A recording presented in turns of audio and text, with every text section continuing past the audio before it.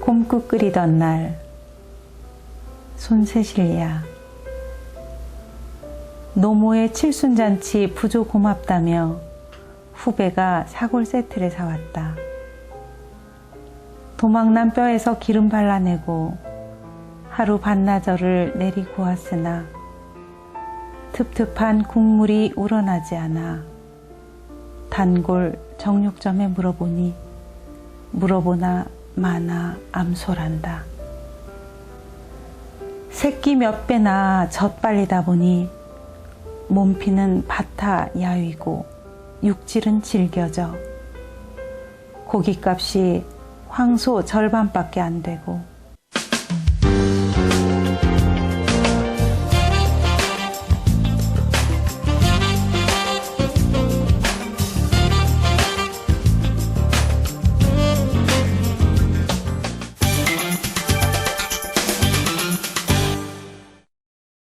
저는 이제 무남동녀인데요.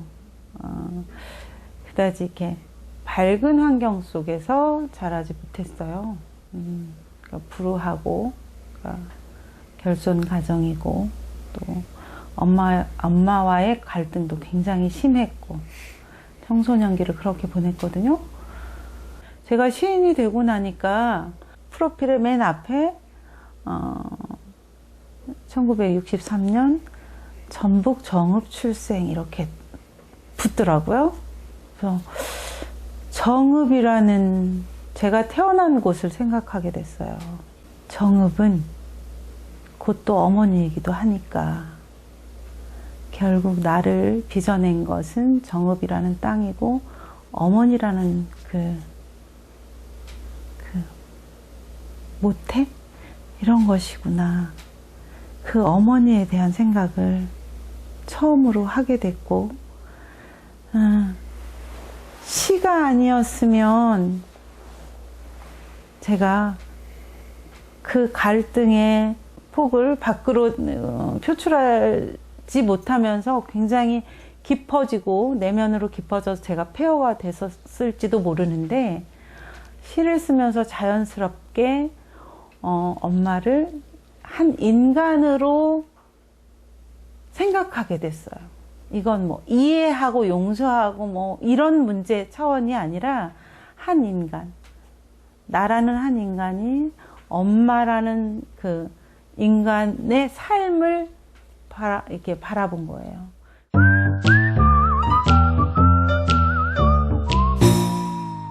아이들에게 참 들려주고 싶은 이야기들이 참 많은 시인이거든요.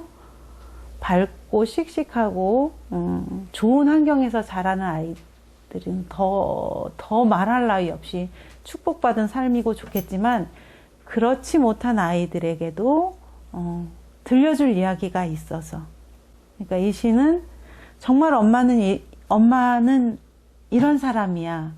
이 시 속에는 그게 담겨 있고, 또 그렇지 못한 저 같은 불우한 환경 속에서 자란 아이들에게는 그러나 그러함에도 불구하고 엄마는 이런 삶이야 라는 게 다 들어있는 거예요.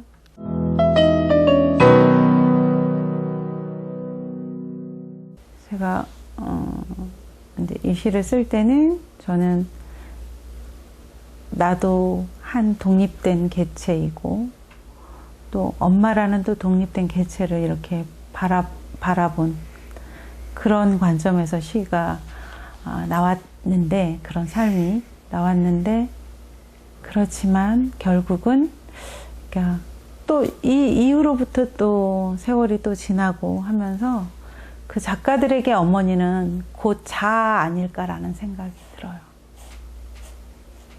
이게 그 자아라는 게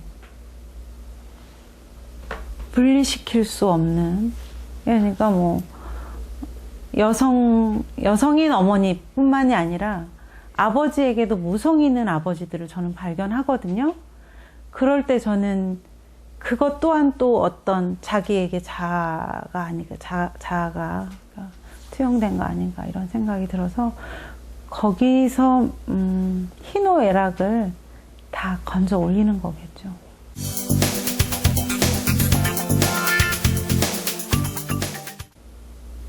어떤 친구가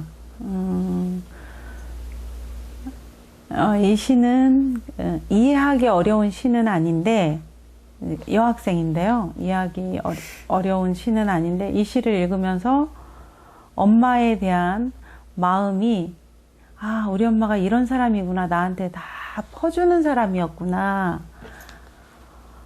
해서 고맙기도 한데, 근데 또 다른 쪽으로 생각을 해보니 나도 여성인데 아이를 낳으면 내 아이에게 이렇게 다 쏟아붓고 나는 없어지는 거 아닌가라는, 요즘 아이들은 또 이제 그 자기 정체성, 자기도 굉장히 중요하게 생각하니까.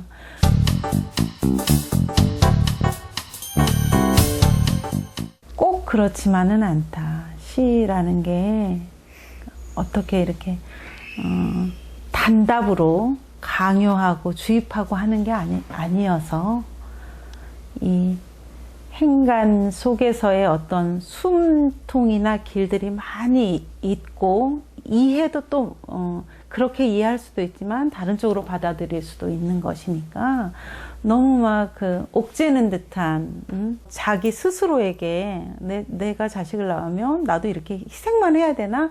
라고 생각하는 것 또한 어쩌면 위험한 속단일 수도 있으니까, 그걸 말하고자 함은 아니다.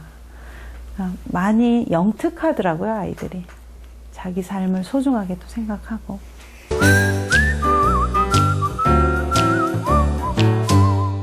밖으로 보여지는 건 굉장히 당당하고 명랑하고, 어떤 대외적인, 남의 앞에 설 때는 뭐 진행도 하고 뭐 회장도 맡고 뭐 학교 임원도 하고 했지만, 합창단 뭐 이렇게 지휘도 하고 했지만,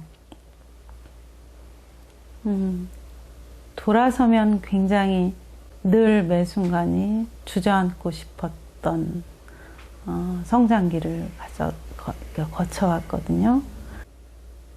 제가 좀 자존심 때문에 누군가에게 나 힘들어, 우리 집은 이래, 이런 이야기를 못해요. 그래서 나중에 어른이 되고 나서 친구들이 너가 그런 아픔이 있는 줄 몰랐어 라고 말을 하는데, 지금도 힘든 일 있을 때는 이렇게 잘 표출하지 않거든요. 다 지나고 나면 이야기하지. 그런데 초등학교 때도 중학교 때도 늘 읽는 게 너무 좋았어요. 읽는 거. 그리고 늘 뭔가를 쓰고 있었어요. 내 이야기를 들어줄 수 있는 게 이거였어요.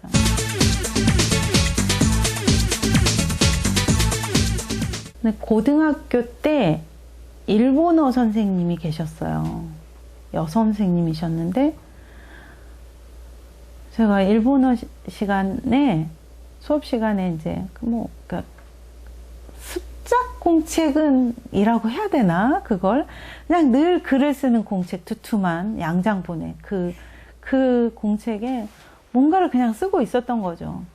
근데 그 선생님께서 제가 이제 수업에 집중하지 않고 이걸 뭔가를 쓰고 있으니까 압수를 해서 가지고 가시면서, 제가 2학년 때였는데, 고등학교 2학년 때,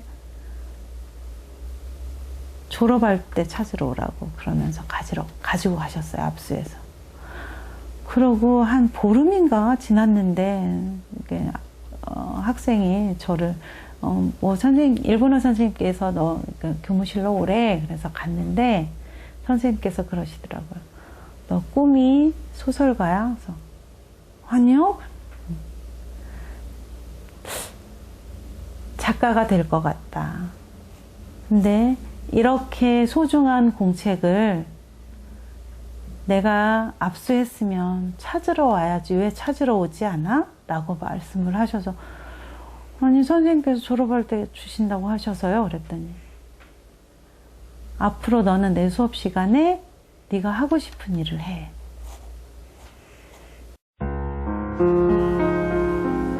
노모의 칠순잔치 부조 고맙다며 후배가 사골 세트를 사왔다. 도망난 뼈에서 기름 발라내고 하루 반나절을 내리 구웠으나 텁텁한 국물이 우러나지 않아 단골 정육점에 물어보나 마나 암소란다. 새끼 몇 배나 젖빨리다 보니 몸피는 바타 야위고 육질은 질겨져 고깃값이 황소 절반밖에 안 되고 뼈도 구멍이 숭숭 뚫려 우러날 게 없단다. 그랬구나. 평생 장승처럼 눕지도 않고 피부치 지켜온 어머니. 저렇듯 온전했던 한 생을 나 식빵 속처럼 파묻고 살아온 거였구나. 그 불면에 충혈된 동공까지도 나 쪼아먹고 살았구나. 뼛속까지 갉아먹고도 모자라 한 방울 수액까지 짜내 목 죽이며 살아왔구나. 희멀건 국물, 엄마의 뽀얀 눈물이었구나.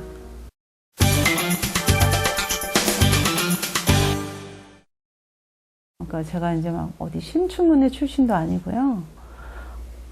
어찌어찌 저기 지역 문예지, 뭐 해남에서 발간해낸 땅끝 문화. 그러니까 제가 이 등단절 코스가 굉장히 좀 특이한 케이스인데, 포항의 작가 정신, 뭐 부산에서 만들어내는 개간 작가와 사회, 기타 등등 그런 곳에 작품을 발표했는데, 그 시를 눈여겨본 편집자들이 그러니까 일테면 서울에서 만들어내는 개간지나 이런 매체들에서 거꾸로 성탁이 온 거예요. 그래서 이제 작품을 활발하게 발표를 하게 됐고, 그래서 어떤 개간지 신춘문예나 이런 게 절차가 그다지 저한테 필요치 않게 됐어요. 그러니까 그런 첫 단추를 껴준 게 대구의 또 사람의 문학이라는 개간지였고,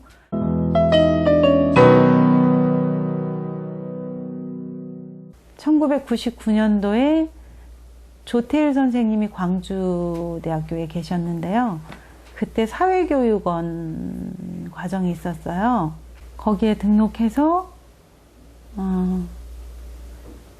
선생님의 강의를 듣고 선생님을 만나면서, 그러니까 이게 길지는 않아요. 그때 선생님께서 간경화, 간암 이게 굉장히 빨리 진행이 돼서 거의 한 학기 끝나고 가을에 돌아가셨거든요. 그 마지막 살아계신 생전의 모습을 제가 이제 지켜보면서, 양성우 시인은 어떤 시인이고, 나랑 어떤 관계이고, 어떤 자취를 남겼고, 어떤 시를 썼고, 고은 시인은, 나희덕 시인은, 곽재구는, 이런 식으로 많은 시인들의 이야기를 들려주셨고, 저한테 그걸 허락하셨어요. 언제든 여기에서 필요한 책이 있으면 꺼내다 보고 반드시 되돌려놔라.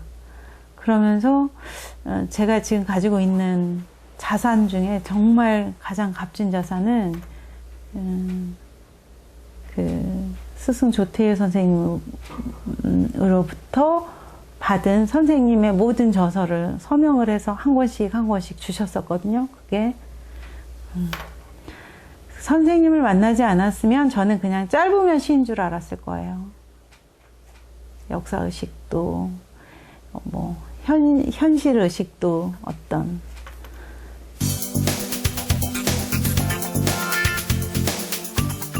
시도 물론 좋은, 그래서 굉장히 큰 시인이지만, 오히려 저는 선생님의 양복 소매깃을 보면 여기가 나달나달 이렇게 해줬었어요. 근데 바지춤에 전대를 늘 차고 다니셨거든요. 그래서 학교 정문을 나설 때까지 제자들을 보면 차를 세워서, 제가 운전을 했었는데 차를 세워서 일일이 다 물어보는 거예요. 그러니까 당신 제자가 걸어가면 밥 먹었어? 밥 먹었어? 밥을 안 먹었다고 하면 태워요. 그 가까운 그 광주 내에서 가까운 그 화순 가는 길에 국밥집이 있는데 거기 국밥집에 데려가서 국밥을 먹이고 배를 채워주고, 또 강의 끝나면 호프집에 가서 본인의 전대에서 늘 그 돈이 나와요. 술값, 밥값, 차비. 근데 저는 그게 돈이라는 생각을 해보지 못했어요.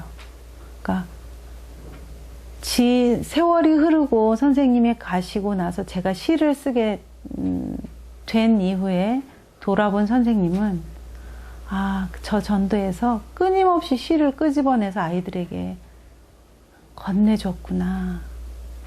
사실 저는 시단에 나와서 이제 3, 4년 됐는데요. 아직까지 그렇게 큰 품을 가진 아버지이고 어머니이고 선생님께는 그런 품이 있으셨던 것 같아요. 그 품이 그런 시를 가능하게 하지 않았을까. 그래서 또 그런 기운이 아직 시를 쓰는 제자들에게 흐르고 있어서, 전달되고 있어서, 또 제자들의 마음, 그 시심에 그런 씨앗들이 또 싹이 트고 있지 않나, 이런 생각을 합니다.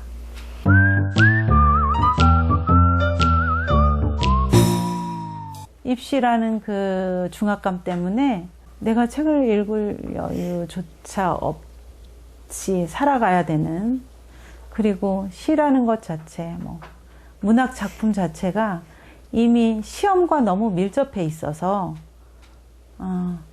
지긋지긋해하고, 그런데 문학의 길을 가고자 하는 친구들이 있다면 성적과 무관하다. 그래서 지레 겁먹고 지긋지긋해하고 포기하기에는, 그렇게 포기하기에는 또 문학이라는 거, 시나 소설가의 길이 너무 매력적인 길이다. 물론 고통스럽기도 하지만 고통만큼 매력적인 일이니까. 그리고 이것은 내 고통으로 인해서 그러니까 출산한 작품들이 나 이외에 많은 사람들에게 젖을 줄 수 있는, 밥을 떠먹일 수 있는 그런 일이니까, 만약에 그 길을 가고자 꿈을 갖고 있는 친구들은 많이 읽고 많이 쓰고 사랑하고.